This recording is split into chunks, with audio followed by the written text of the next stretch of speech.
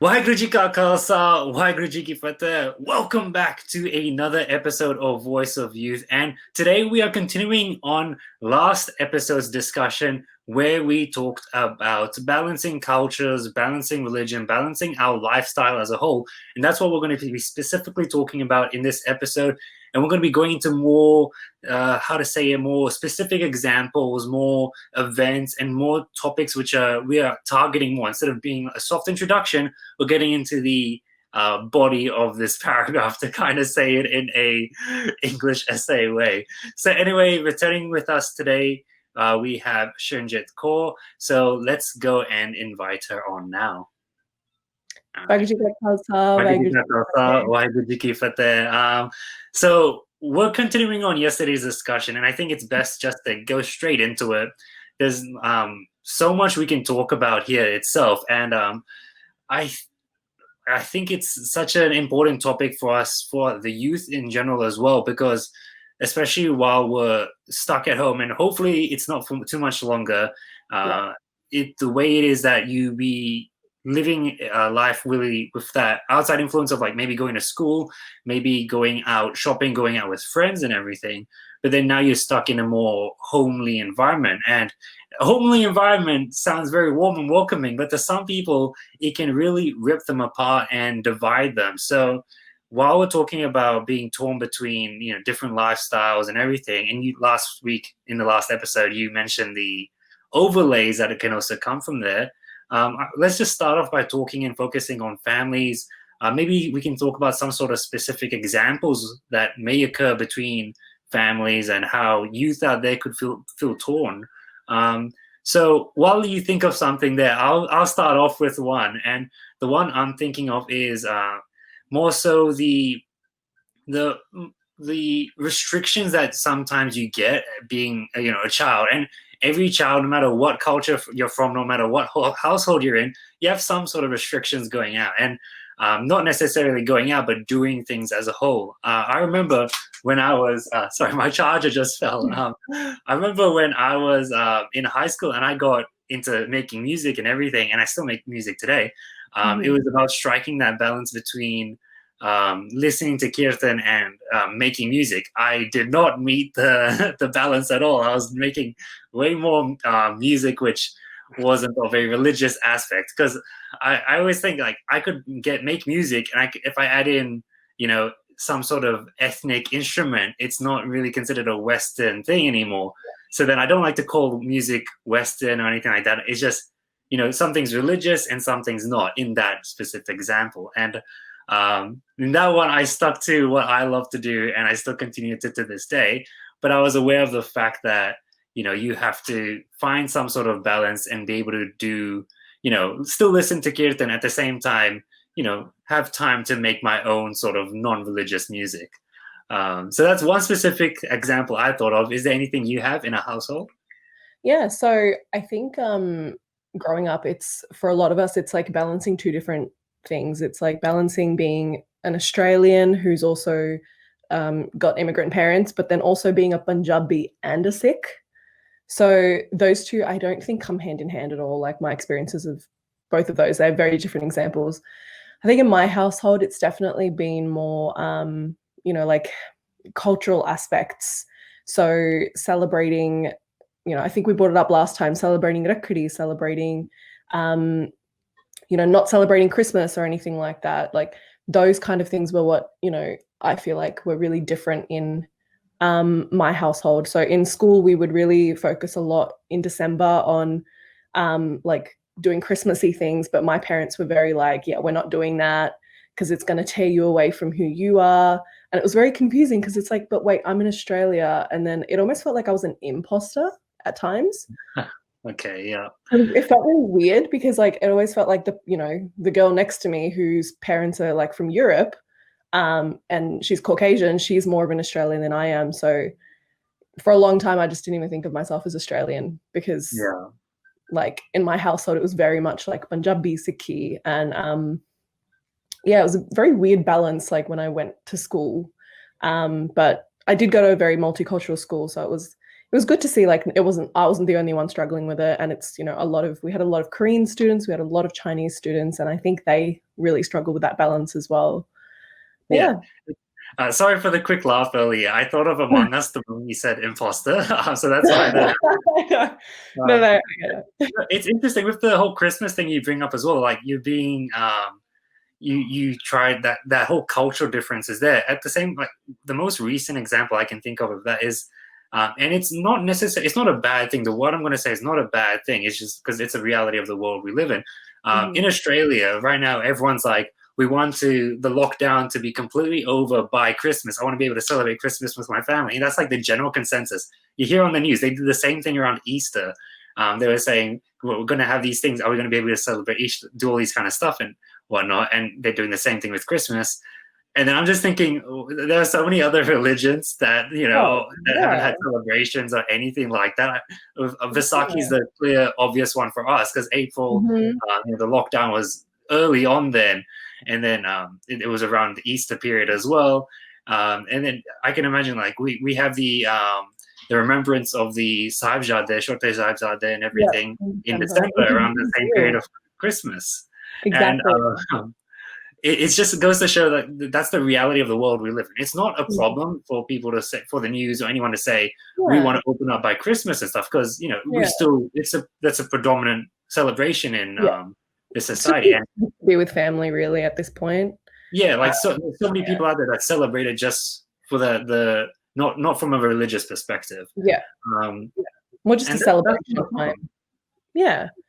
Yeah, it is confusing for sure. Because like I have friends that were, you know, I have friends that are Muslims and they had Eid fall in every year. It falls in exams, and this year it was exams and lockdown, and it's just so confusing for a lot of people. Like I feel like that about Diwali coming up as well, because, you know, I feel like Diwali was like a really big deal for a lot of not just Sikhs but like just Indians in general. So not being able to do that. Yeah, it with the E thing you also brought up, because when I did teaching, when I was not when I did teaching, that doesn't make sense. When I was on placement last year, I believe it was, I went to a school which had predominantly Muslim students there and everything, and during the a lot of them they weren't eating during the day and whatnot. You know, it was difficult for them to study, and surely it is a difficult thing for them to do. And that's one example of how, you know, the Western or Australian kind of lifestyle in a school is very difficult for them. Luckily, that school, you know, because there were so many, that community was so big there, the teachers were aware of it. They knew to be understanding and everything. But then there can be situations where that's not the case. And, you know, in Sikhism, at least from a religious perspective, the most obvious few I can think about is we're having a kirpan on you. And keeping your cares for men, the beard at least, and the guard. So I know a few of those things you probably can't relate to.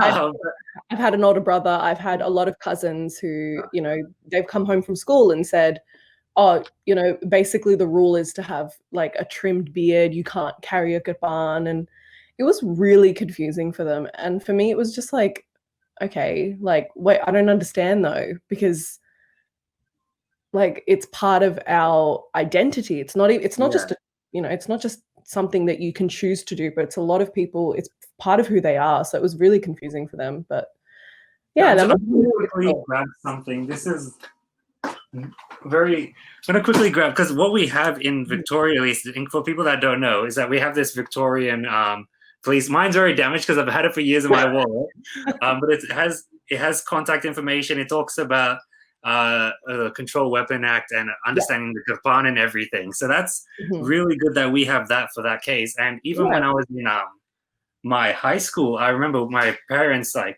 they've done a lot of community work, and there are so many other people who have done that. So we're really grateful for everyone out there that's done that.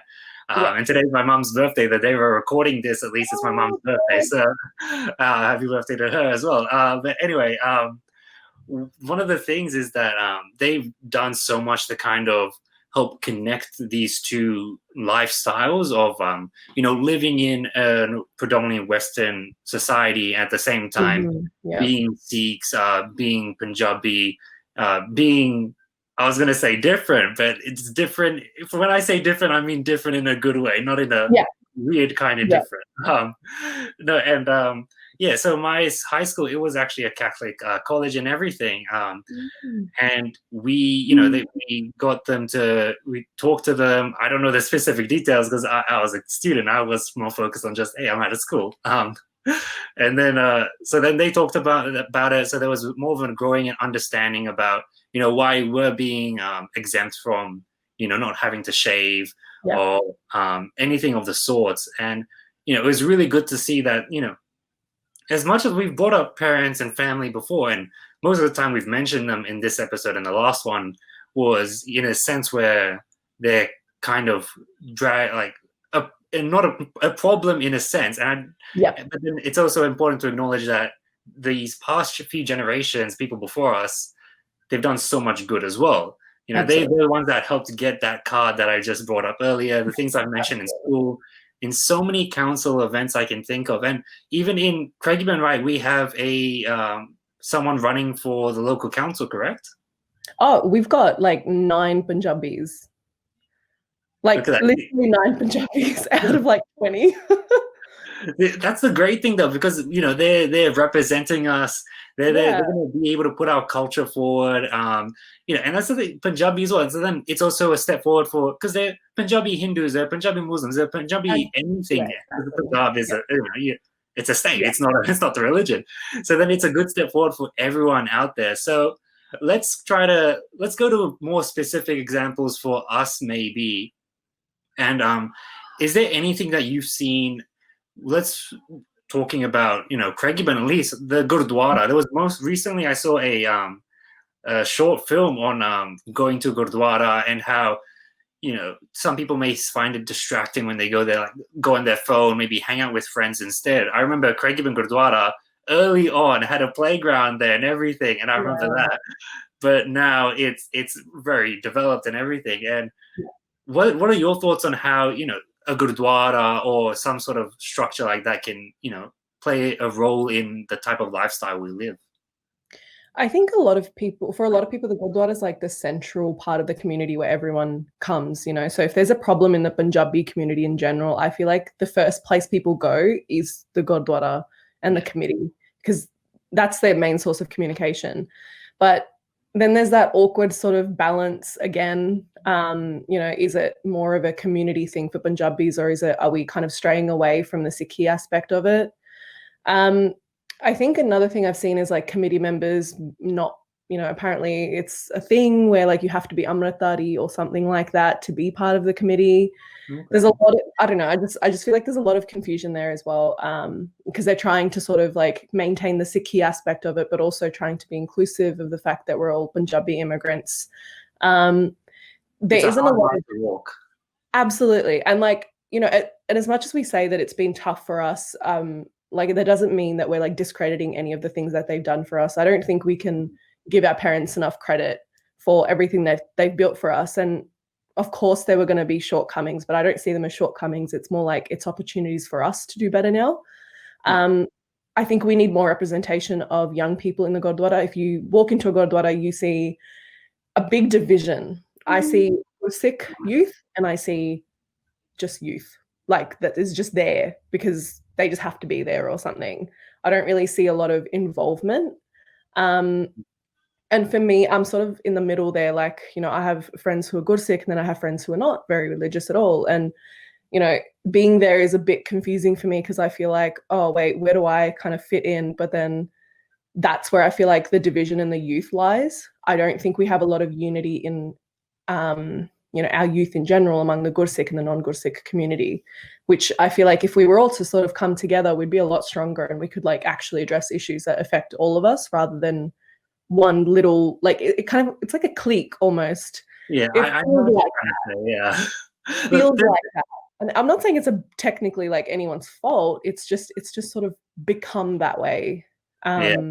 Yeah, it's a bit weird. No, I get what you're trying to say. That kind of relates to something I wanted to specifically bring up, and it's about this whole snowball effect. So as much as we talk, we've mentioned in the last episode more so like different kind of aspects which can influence and divide us, or lay over one another and influence our lives. So we had the community, family, friends, the schools, any sort of like system that each individual takes part in.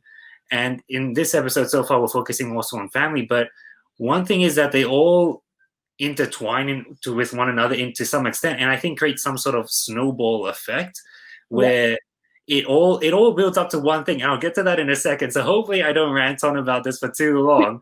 And it kind of is like when we're people out there, we're Sikhs, we're representing ourselves, our religion, and everything.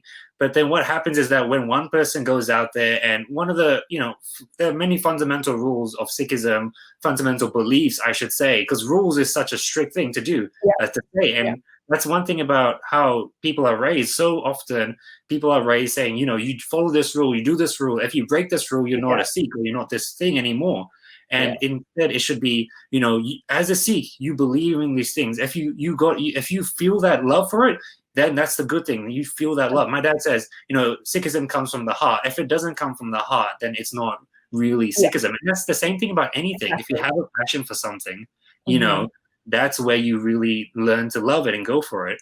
And then from, kind of making these rules and making, instead of them values, their rules, it might kind of push people away from wanting to do them and, make them rebel, do anything of the sort. And that kind of happens. So then when they go out, maybe they're more likely to be influenced by their peers and get peer pressure, maybe go out and, Sikhs out there that, don't carry the punch case, but then still say they're a good Sikh, or maybe they drink alcohol and everything. And, there are so many influences, like even, in Bollywood has its problems. And one things as well is that the Punjabis and Sikhs represented in there, they're always drinking, always, even if they're like a god and everything. And it creates such a bad influence. And then when people, even in our communities, and they go out and they do the similar things where they, they represent the Sikh people, but they commit, sinful acts, in a way to put it, it creates this disillusion to other people outside of the community that, this is what a Sikh does. So then when they see another Sikh, and I've heard this countless times, I've seen this other Sikh person do this, you can do it as well. But the reality is it isn't like that. And then that then creates more of a division for other Sikhs out there and other people in the community. And it's a huge snowball because, it could be, parents kind of forcing these rules down, or it could be, the gender kind of roles that people believe you have to play. And one of the big ones bringing up Gurdwara, I think, is, when you go to a Gurdwara, if I go to a Gurdwara, I wear a kurta and everything. But then a lot of the males out there, they come in casual clothing. They can wear a suit and tie, and that's considered right. But then, hopefully I'm not wrong in saying this, but a lot of the girls, the Korean, they have to come in a Punjabi suit and everything. And then there's that expectation. That's how it's meant to be. And there's so many different aspects. So then there's the people out there that, misrepresent the Sikhs, and then the Westerners and other communities see Sikhism in a specific way, and then parents, and then all these things kind of snowball into a huge thing, which can just cause more and more problems. And maybe you can speak more about the female kind of aspects, which I brought up with the Gurdwara, because I'm obviously don't have the experience there, and it's mostly based on what I've seen at the Gurdwara itself. But then that's what I just wanted to say, because it's not to say I'm not trying to put people down who do those things, but then at the same time, it's important to acknowledge that those actions have consequences. And at the same time, you can live, you might, commit one sinful act, but then do a lot of simran or do a lot of seva.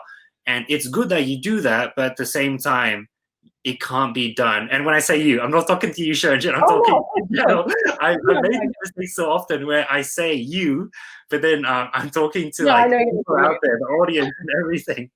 And it's just important to acknowledge that. So that's my quick rant. I hope it was quick, but it was just something I really wanted to bring up, especially coming off that Gurdwara thing you brought up. Could you just quickly speak more to the female aspect, or, that kind of thing? Yeah, so I think you brought up a few really good points there, and like I've said before as well, it is really hard to balance your Sikhi with your culture. For women, you know, there's that whole thing with again, like you said, Sikhi is not a rule book. I grew up, and like I think a lot of us grew up thinking it was more of a rule book, and I do feel that it was something that definitely pushed me away from Sikhi. I'm not going to lie about that, and I know that that's something that's happened for a lot of people around me as well. And I don't think it's anyone's fault per se for it to be taught that way. I just think that it's a bit of a trial and error thing when we're trying to like reach youth, and I think our parents did the best that they could. It's like teaching, you know, some things work on some students, some things don't work on others, or work on others. Exactly. And for sure, I grew up with more of a thought in my head that, you know, like if I cut my hair, if I, you know, if I do any of those things, I'm a bad Sikh. And I'm not going to say that I'm a bad person, but it does mean that I'm going against the ethics of Sikhi. So one thing I don't like, and again, this might upset some people, is when we dilute Sikhi. I don't think Sikhi needs modernization. I don't think it needs to be adapted in any way. I personally, I have a lot of love for Sikhi and Gurbani and the teachings, but I'm not going to say that I'm, you know, someone who's a good Sikh, because I'm not. And even I have my flaws. There are some things absolutely I struggle with. I don't. There are so many things in Sikhism which I'm still trying to grow and develop in and do my best at. So yeah, and that's what Sikh means, to keep learning. But I do think that we're really downplaying what Amrit is, what, you know, being a good Sikh actually is. I don't think that I think, you know, we're trying to fit into the world and be like, yes, I'm a Sikh, but I also want to shave. And it's like, well, I mean, look, that's what your own personal balance. I'm not going to, you know, push my thoughts on anyone. But when I was young, I took Jula with my parents. Like they took Amrit, I took Jula. And then maybe like 6 years after that, I cut my hair. And I'm not going to pretend that didn't happen. And I'm not going to say that, you know, I'm like a good Sikh. But still, I have a love for Sikhi. And I think it's important to acknowledge that. But for a lot of women, is that really awkward sort of balance, you know, of being a good Sikh, but then also, you know, the whole image with body hair and clothes and all this kind of stuff that really comes in as well. So it's really hard to navigate in a Western society. And I think one thing that, like what I said earlier and what you brought up now, I think it all builds up to the one thing I forgot to mention, the one thing that I was trying to build up to, and that's like it's all simplified in this one word, judgment, because everyone does everything. And because I hear stories that some people like in a sense intimidated by others, like maybe because we see someone and we think, oh, they're doing something like this, or that's I don't know if I can fit in there, or I don't know if I should be doing that kind of stuff. It's because everyone's in the fear of the judgment, of being judged, and it's such a there's so much you can break down from that one word. And I think I'd love to save that for the next episode, because we've already gone a bit over time, and I know you have somewhere to go. So what we're going to do is we'll wrap this up. Hopefully in the next episode, we'll continue on, and we'll have a few more guests as well to continue this discussion on about. We'll tackle a bit more about judgment specifically, and you know, more so how to help deal with kind of these divisions that you may feel as a person out there. So if you are feeling any of these things, anything that we've mentioned, don't worry. You know, reach out to anyone out there. Next week, in the following episode, we will be talking about ways to deal with it. So it'll be a little bit more lighthearted in a sense, but at the same time, we'll still be quite serious about what we're talking about. So thank you for joining me today for this episode. Thank you to everyone for watching. Once again, please leave a comment, like the video, and share it around. Your support is much appreciated. And thank you for joining us for this episode of Voice of Youth. So, Waheguru Ji Ka Khalsa.